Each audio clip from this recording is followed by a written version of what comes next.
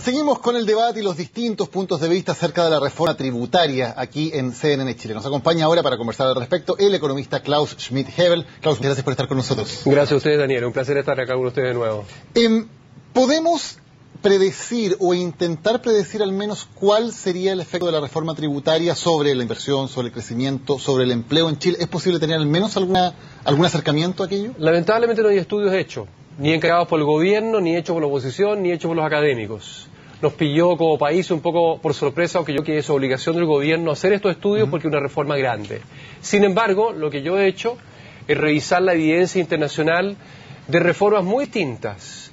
Pero revisé 31 estudios que hay en el mundo sobre reformas tributarias, de los cuales 29 estudios infieren de que si se hiciera una reforma de la misma magnitud como la planteada en Chile, efecto sería significativo sobre el PIB, el nivel del PIB, no la tasa de crecimiento, el nivel del Producto Interno Bruto del país en el mundo caería 5%. Y esa cifra es más o menos, es un promedio, y eso esconde, por supuesto, efectos muy distintos, desde un menos 1% hasta un menos 9%, en promedio un 4,6%. ¿Es posible hacer esa comparación? Porque alguna gente dice que el sistema impositivo chileno es demasiado distinto a cualquier otro sistema que exista en el mundo y por lo tanto sacar experiencias internacionales y aplicarlas a Chile no sería demasiado predictivo de lo que puede ocurrir en nuestro país. Se puede hacer esa comparación. Yo no me creo el 4,6% literal, podría ser del 3 o del 7%.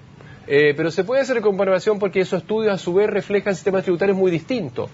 Lo que hacen esos estudios es revisar el universo virtualmente de reformas tributarias que se han hecho en los países desarrollados en los últimos 50 años. En algunos países en desarrollo como Chile, pero domina acá la evidencia empírica, lamentablemente, los estudios se han hecho especialmente para países que son miembros de la OECD, así como Chile es miembro de la OECD. ¿Es un hecho que con esta reforma tributaria caería el crecimiento en Chile? O por decirlo de otra manera, ¿el crecimiento sería menor que el que tuviéramos sin la reforma tributaria? El PIB en su nivel sería menor, lo que significa que para llegar a ese efecto negativo del PIB después de, digamos, 5 años, en esos 4 o 5 años, hasta llegar a los 5 años, efectivamente el crecimiento sería algo menor hasta llegar a un efecto cumulativo de menos 4,4%. ¿Qué significa eso? Si llevo el 4,4%, 4,6% por 5 años, nos da un crecimiento menor de 0,9% en 5 años, por ejemplo. Cuando importantes economistas del gobierno, como el ministro de Hacienda, que es un economista muy connotado, dicen que creen que no va a haber efectos sobre el crecimiento, sobre la inversión con la reforma tributaria. ¿Cómo se lo explico? Escuché recientemente al subsecretario de Hacienda, otro muy connotado economista, que dice y reconoce que puede haber efectos negativos sobre la inversión, no se juega con ninguna cifra. Él dice que eso puede ser compensado con el efecto positivo sobre el crecimiento en el largo plazo cuando logremos los aumentos en calidad de educación que esta reforma pretende, ¿no es cierto?, alcanzar.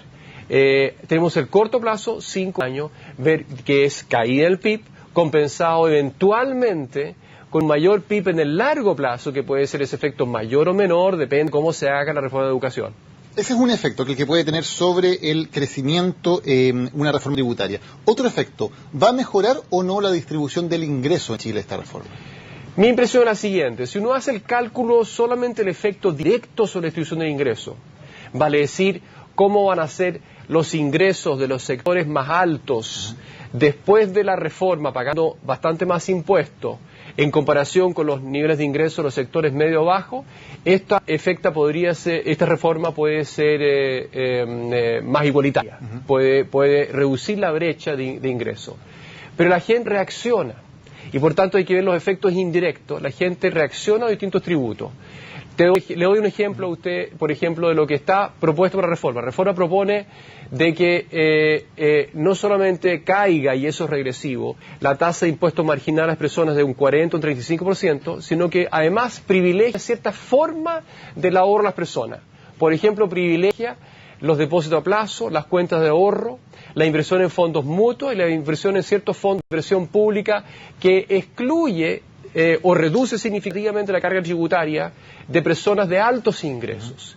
¿Qué significa eso? Que la gente va a invertir menos en acciones, va a invertir menos en empresas propias, algunas empresas se cerrarán o van a reducir su volumen de producción, ¿no es cierto?, y inversión, y van a invertir más en depósito a plazo, y en ese sentido se puede escapar buena parte del efecto inicial directo, ¿no es cierto?, que la hace más progresiva esta reforma. Si el objetivo de la reforma fuera que, como se ha dicho, uno de los objetivos, que las personas que tienen mayores ingresos en Chile paguen más de la reforma educacional me refiero, que una mayor proporción de los ingresos tributarios sea concentrado en el porcentaje más rico. ¿Habría una herramienta mejor para lograr eso que la que está proponiendo el gobierno? Yo creo que sí la hay. Nosotros trabajamos en el Grupo República el año pasado en un proyecto alternativo con mi coautor Jorge Quirós, dentro de ese grupo, ¿no es cierto? Y, por ejemplo, propusimos una reforma que recaería más fuertemente no sobre el ingreso, sino sobre el gasto de las personas. Y eso puede generar una mayor recaudación por 1.500 millones de dólares, subiendo la tasa marginal en vez de bajarla al ingreso del 40 al 35, estableciendo una base tributaria que es el gasto, el consumo de las personas, y elevando la tasa marginal al gasto hasta un 50%. Eso recauda en régimen 1.600 millones de dólares adicionales, algo así como el 0,6% del PIB o algo así. Hoy en día, ¿no es cierto?, si esto se hace gradualmente, se en mayo de 2018, logramos un efecto positivo en eficiencia, porque esto estimula el ahorro de las personas, y un efecto a su vez fuertemente progresivo, porque ese mayor impuesto al gasto por definición recae sobre los grupos que gastan más, que son los grupos de mayor ingreso. El argumento del gobierno es que hoy las personas de mayores ingresos en Chile en la práctica no tributan como personas, sino que tributan como empresa, y que por esa vía pagan tasas menores, y por eso el argumento de aumentar el impuesto a las empresas, eliminar el FUT y bajar el impuesto a las personas. ¿No le hace sentido esa argumentación? Eso efectivamente puede ser, por eso yo digo, el efecto directo puede ser progresivo, pero no toma en consideración que las personas modifican su portafolio de en qué papeles invierten, a qué destinan sus ahorros. Considerando esas reacciones, y esas reacciones va a haber sin ninguna duda, los grupos de ingresos medios, altos y los grupos de ingresos altos van a reaccionar a eso, y por tanto la base tributaria sobre la cual se hace hoy día esa graduación, ¿no es cierto?, va a caer, y va a aumentar la base tributaria de los depósitos a plazo, va a aumentar la intermediación bancaria, las empresas van a financiar menos con capital propio y más con endeudamiento, lo que significa mayor vulnerabilidad a shocks externos y a shocks domésticos, va a haber mucho más, por tanto, la relación deuda-capital va a aumentar, los bancos van a aplaudir, los bancos van a ser ricos con esto y las empresas reales, no financieras, van a perder. Precisamente hablando de los bancos tienen utilidades muy importantes en Chile hoy. ¿No sería una buena idea que hubiera impuesto específico a cierto tipo de transacciones bancarias o un impuesto que de alguna manera pudiera gravar específicamente a los bancos? Me gustó mucho lo que usted acaba de proponer, porque una de las propuestas en las cuales yo estoy trabajando en un paquete de propuestas alternativas que recaude el mismo 3% o más que propone el gobierno, pero con instrumentos mucho más eficientes y mucho más progresivos, es reemplazar el actual impuesto de 0,4% sobre las transacciones financieras, ¿no? El de timbre y estampillas. Timbre y estampilla, que el gobierno propone subirlo y duplicarlo al 0,8%, tanto el 0,4% ineficiente, el 0,8% también ineficiente, cambiarlo por un IVA a la actividad bancaria, un impuesto al valor agregado, un 19% al valor agregado que generan los bancos. Valor agregado básicamente son sueldos y salarios que ellos pagan y las rentas de los bancos. En ese sentido matamos dos pájaros de un tiro, eso es progresivo y a su vez es eficiente y básicamente establece la misma tributación de IVA a un sector que hoy día está excluido, donde hay un sustituto muy malo, que es el que castiga a la toma de crédito en forma directa a través del impuesto de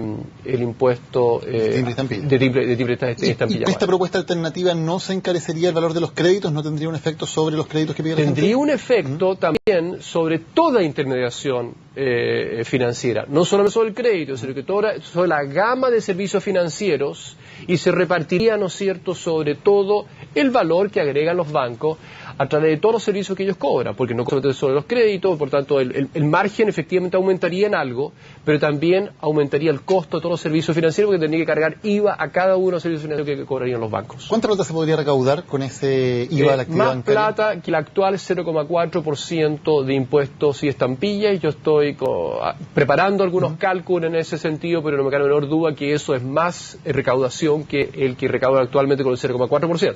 ¿Y eso afectaría las ganancias de los bancos?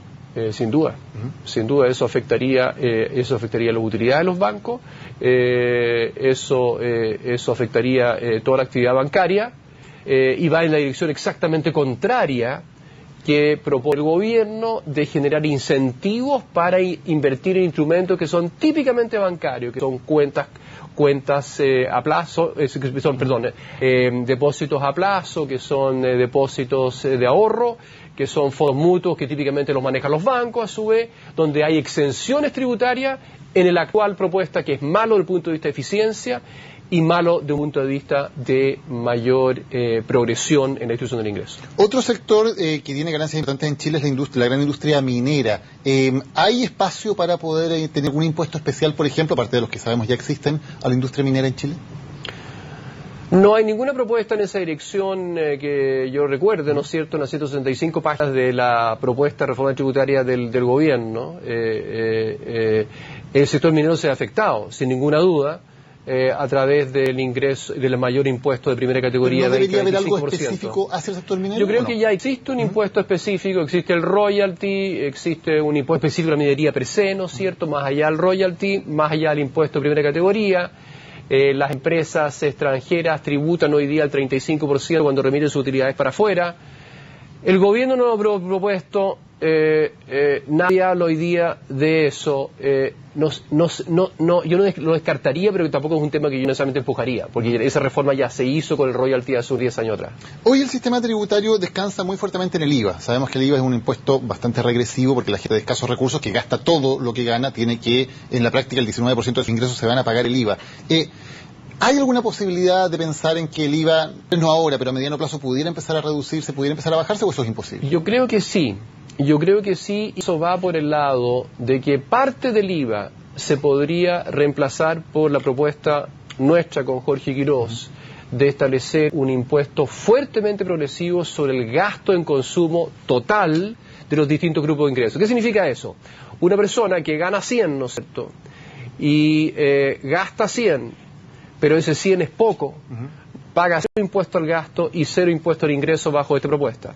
Una persona que paga 1.000 puede pagar hasta un 50% de su gasto. Yo reconozco que los 1.000, una buena parte lo ahorra, y esa es la idea también de este impuesto, digamos 400, pero los otros 600 podría pagar una tasa marginal sobre los últimos pesos gastados de 50% y no de 35% sobre el ingreso que propone el gobierno. Y esto dependiendo de cómo se diseñe, pero puede ser tanto eficiente pro ahorro como también más progresivo. Ahora, en el tema de las pymes, ¿es posible hacer una división en el cual el impuesto a las empresas lo paguen de manera diferenciada? ¿Haya un impuesto para las grandes empresas, un impuesto menor para las medianas y otro para las pequeñas, o no? Me parece una pésima idea diferenciar por tamaño. Esa idea hasta hoy día en el sistema tributario nuestro, donde hay un montón de exenciones, que esta reforma que propone el gobierno solamente cambia el tipo de exenciones, la simplifica algo, pero no desmantela el tratamiento discriminatorio entre empresas pequeñas, medianas y grandes. La propuesta nuestra, también con Jorge Quiroz, que nosotros hicimos, es dar una exención universal a todas las empresas, pymes, medianas y grandes, de un cierto monto. Me explico. Las primeras utilidades, un cierto monto de utilidades anuales que genera la empresa, no es tributado. Hay una exención global. Así como la exención, hay un impuesto global complementario de las personas, hay una exención por los primeros tantos pesos ganados. Lo mismo se aplicaría a las empresas. ¿Por qué es bueno eso? Porque con tratamiento diferenciado por tamaño, incentiva a las empresas medianas a dividir sus empresas en varias. ¿Para qué?